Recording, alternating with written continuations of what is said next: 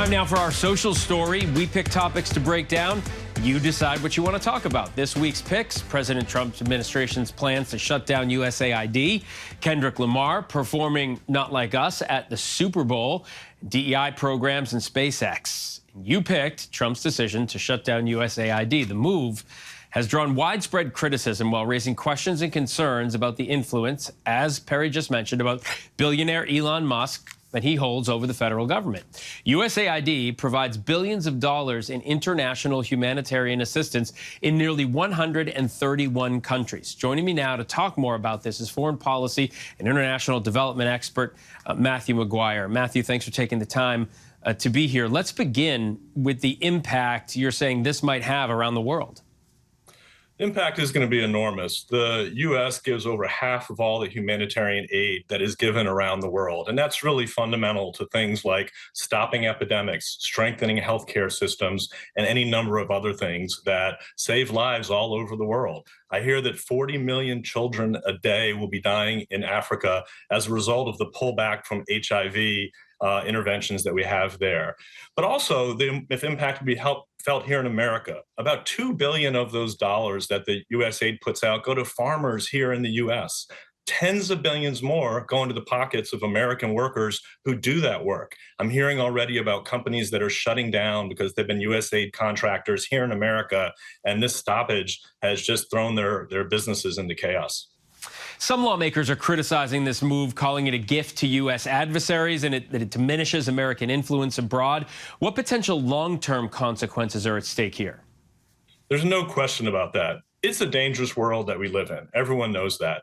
And the U.S. has a number of tools which allow us to combat our adversaries, whether it's China or Russia, or Iran, North Korea. None of those countries do foreign aid. And the fact that we do makes us be seen very differently by governments and people around the world.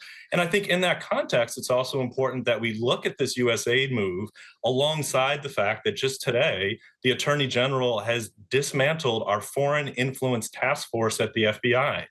Musk is looking to fire thousands of our best agents at the FBI. And then, unbelievably, they've offered buyouts to all of the CIA's employees. These are the people who keep us safe in America. And if we're going to dismantle our foreign policy apparatus and our national security instruments, there's going to be great danger, I'm worried about, for a lot of Americans here and around the world. What do you think this says about Elon Musk's role and power within the Trump administration? Well, I'd say two things. Number one, there is a constitution that this country is supposed to be honoring and ruled by, and that gives Congress the power of the purse, not the executive branch, and definitely not a private citizen like Elon Musk. So I'm glad the courts have stepped in to try to adjust that and to fix it. But secondly, let's just be clear about Elon Musk. Half of all the cars that he builds in China. We know through extensive reporting that when Putin asked him not to deploy his satellite system over eastern Ukraine, he complied with our perhaps biggest adversary that's out there. And we could go on. I just think it's important we connect the dots and see the overall fact set so we can start to understand who he is, but also what impacts these are having on our own foreign policy agenda and our national security.